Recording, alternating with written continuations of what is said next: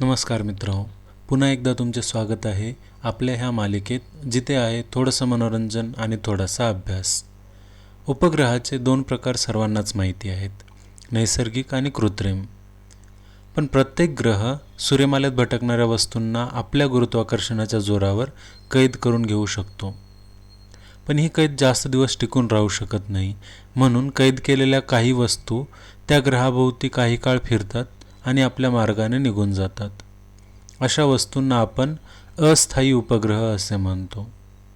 आजच्या भागात आपण माहिती करून घेऊया पृथ्वीच्या अस्थायी उपग्रहाबद्दल आणि त्यांच्या कैद होण्याच्या यंत्रणेबद्दल. नेहमीप्रमाणेच जर तुम्हाला हा व्हिडिओ आवडला तर लाईक करा.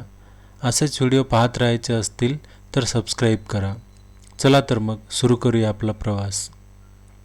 15 फेब्रुवारी 2020च्या रात्री माउंट लेम्मा या वेधशाळेतील 2 खगोलशास्त्रज्ञ आपल्या दैनिक कामकाजानुसार सूर्यमालेतील लघुग्रह आणि धूमकेतू यांचे निरीक्षण करत होते.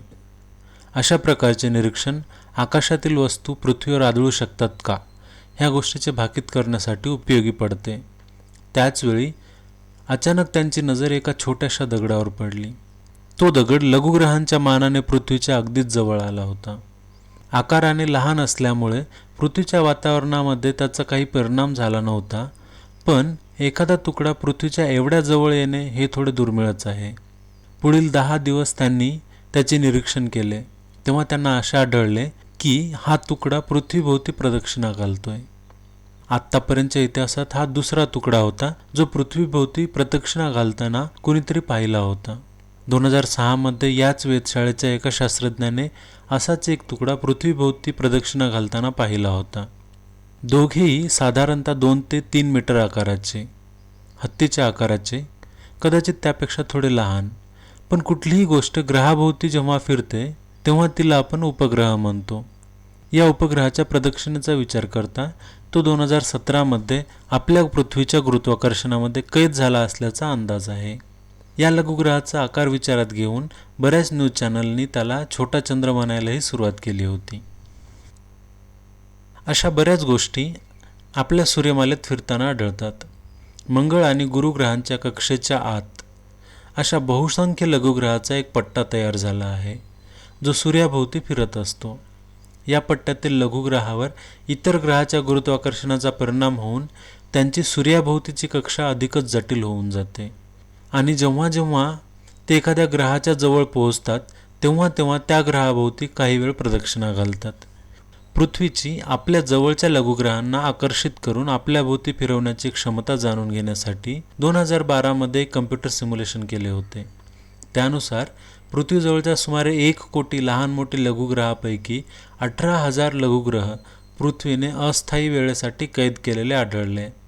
म्हणजेच पृथ्वीला कुठल्याही वेळी एकापेक्षा अधिक उपग्रह असण्याची शक्यता आहे. फरक फक्त एवढाच की हे उपग्रह आकाराने अगदीच लहान, आपल्या कृत्रिम उपग्रहांपेक्षाही लहान असल्यामुळे आपल्याला ते शोधणे कठीण जाते. कारण असे छोटे उपग्रह शोधणे म्हणजे पृथ्वीवर बसून चंद्राभोवती फिरणारे चंद्रयान पाहण्यासारखे आहे. हे अस्थायी उपग्रह कैद होण्यामागे काय यंत्रणा आहे हे जाणून घेण्याचा प्रयत्न करूया. 2012 साली केलेल्या कम्प्युटर सिम्युलेशननुसार कैद झालेले बहुतेक उपग्रह हे पृथ्वीच्या गुरुत्वाकर्षणाच्या प्रभावामध्ये एका ठराविक वेगापेक्षा कमी वेगात पोहोचले होते. पृथ्वीच्या भोवती एका ठराविक अंतरापर्यंतच पृथ्वीचे गुरुत्वाकर्षण प्रभावी ठरते. त्यापलीकडे सूर्याचे आणि इतर ग्रहाचे गुरुत्वाकर्षण वरचढ बनते. तुम्ही 2 प्रभार किंवा चार्ज एकमेकाजवळ ठेवले असता त्यांचे एक क्षेत्र किंवा फील्ड बनते हे विज्ञानाच्या प्रयोगशाळेत शिकला असाल. तसंच काहीतरी सूर्यमालेत वेगवेगळ्या ग्रहांच्या बाबतीत घडते. आता पृथ्वी आणि सूर्याच्या मधील गुरुत्वाकर्षण फील्डचा विचार केला तर ते काहीतरी असे दिसेल. पृथ्वी आणि सूर्य यांच्यापासून काही अंतरापर्यंत त्यांचे वैयक्तिक गुरुत्वाकर्षण वरचढ असते. जसे जसे अंतर वाढते तसे तसे गुरुत्वाकर्षण फील्ड अधिक गुंतागुंतीची बनत जाते आणि त्यातूनच तुम्हाला वेगवेगळे बिंदू पाहायला मिळतील, ज्यांना आपण लॅग्रांज बिंदू असे म्हणतो, जिथे सूर्य आणि पृथ्वी यांच्या गुरुत्वाकर्षणाचा समतोल साधला जातो. सामान्यतः असे 5 बिंदू असतात, ज्यांना आपण L1, L2, L3, L4 आणि L5 असे म्हणतो. त्यापैकी L4 आणि L5 हे सर्वात स्थिर बिंदू आहेत आणि या बिंदूमध्ये एखादा लघुग्रह आला की त्याला सूर्य आणि पृथ्वीकडून समान गुरुत्वाकर्षण मिळून सूर्याभोवती प्रदक्षिणा करण्यासाठी लागणारा वेग प्राप्त होतो आणि मग तो शक्यतो त्याच जागेवर अडकून पडतो. अशा ठिकाणी अडकून पडलेल्या लघुग्रहांना ट्रोजन उपग्रह असेही म्हणतात. गुरुग्रहाच्या L4 आणि L5 बिंदूंच्या आसपास, ज्यांचा आकार 1 किलोमीटरपेक्षाही मोठा आहे, असे सुमारे 10 लाख लघुग्रह अडकून पडल्याचा अंदाज आहे, ज्यापैकी सुमारे 7,000 पेक्षाही अधिक ट्रोजन उपग्रहांचे निरीक्षण आपण आजपर्यंत केलेले आहे. आपल्या पृथ्वीच्या L4 बिंदूवर आपल्याला माहिती असलेला एक ट्रोजन उपग्रह आहे, ज्याचा शोध 2010 साली लागला आणि हा आपल्या पृथ्वीचा आपल्याला माहिती असलेला एकमेव ट्रोजन उपग्रह आहे. आपल्या पृथ्वीच्या L4 बिंदूवर असा कुठलाही उपग्रह आजपर्यंत तरी आढळलेला नाही आहे. आता ह्या लाग्रांज बिंदूंचा उपयोग आपल्याला करता येईल का, त्यासाठी आपण त्या बिंदूंचे स्थान आणि कक्षा समजून घेऊया. लाग्रांज बिंदूंसाठी लागणारी सगळ्यात महत्त्वाची गोष्ट म्हणजे 2 अवकाशीय गोल, एक दुसऱ्या गोलापेक्षा खूप लहान आणि तो मोठ्या गोलाभोवती फिरत असला पाहिजे. उदाहरणार्थ सूर्य आणि पृथ्वी किंवा पृथ्वी आणि चंद्र. ह्या 2 अवकाशीय गोष्टींना जोडणाऱ्या रेषेवर 3 लाग्रांज बिंदू असतात. त्यापैकी 2 L1 आणि L2 हे लहान गोलाच्या जवळ, तर एक L3 हा मोठ्या गोलाच्या जवळ असतो. उरलेले 2 L4 आणि L5 हे त्या 2 गोलांना जोडणाऱ्या रेषेला पाया समजून बनवलेल्या समभुज त्रिकोणाच्या तिसऱ्या बिंदूच्या ठिकाणी असतात. लहान गोलाच्या कक्षेत एक बिंदू पुढे तर एक बिंदू मागे.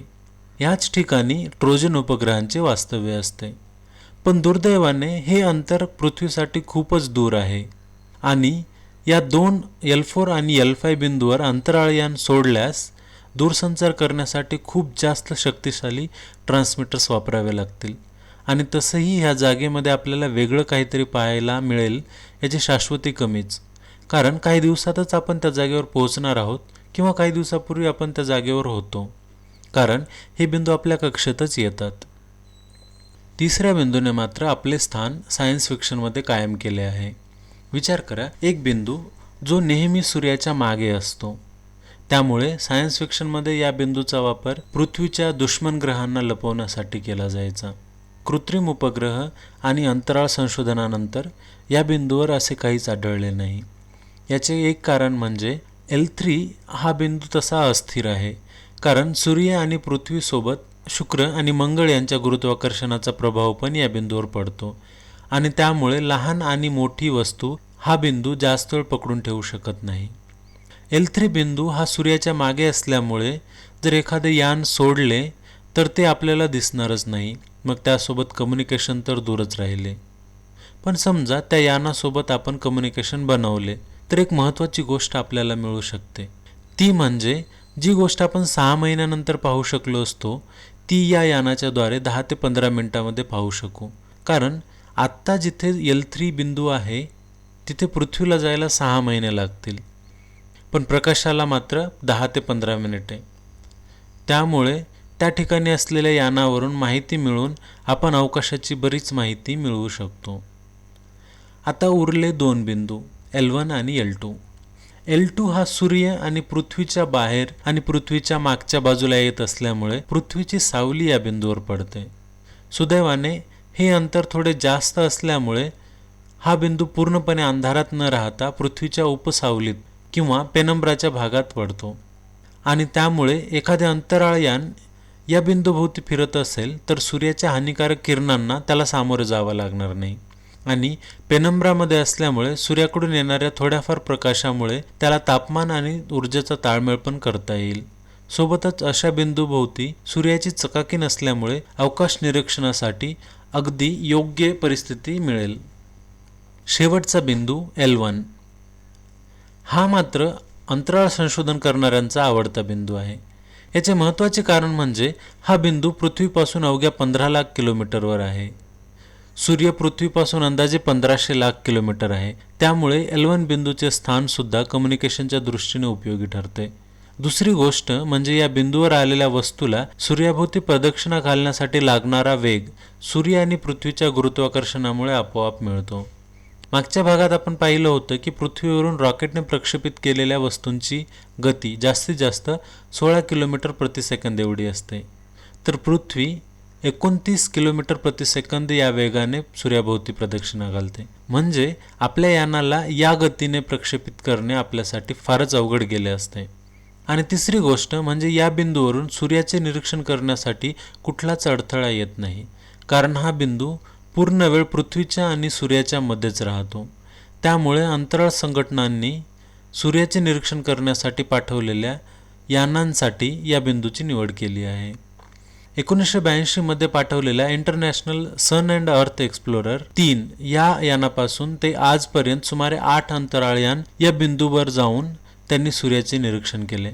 इस्रोचे आदित्य L1 हे अंतराळयान पण याच बिंदूभोवती जाऊन सूर्याचे निरीक्षण करणार आहे. ज्याप्रमाणे आपण सूर्य आणि पृथ्वीच्या लाग्रांज बिंदूबद्दल पाहिले, त्याप्रमाणेच पृथ्वी आणि चंद्र यांचे पण लाग्रांज बिंदू आहेत आणि वैज्ञानिक या बिंदूंचा वापर आपल्या मोहिमेसाठी करून घेतात. उदाहरणार्थ चंद्राच्या L1 बिंदूवर आपल्या यानाचा वेग कमी न करताही राहू शकतो. त्यामुळे या बिंदूचा वापर हॉल्टिंग स्टेशन म्हणून केला जाऊ शकतो. चंद्र आणि पृथ्वीच्या L2 बिंदूचा वापर चंद्राच्या मागच्या बाजूसोबत कम्युनिकेशन करण्यासाठी केला जाऊ शकतो. सूर्य आणि पृथ्वी किंवा पृथ्वी आणि चंद्र याप्रमाणेच आपल्या सूर्यमालेत प्रत्येक ग्रहाचे आपापले लाग्रांज बिंदू आहेत आणि त्यांचा वापर अंतराळ मोहिमेसाठी कसा केला जाऊ शकतो हा सुद्धा संशोधनाचा विषय होऊ शकतो. आज आपण इथेच थांबूया. तुमचे काही प्रश्न असतील तर कमेंटद्वारे आम्हाला कळवा. आम्ही उत्तर देण्याचा प्रयत्न नक्कीच करू. चला तर मग भेटूया पुढच्या भागात. धन्यवाद.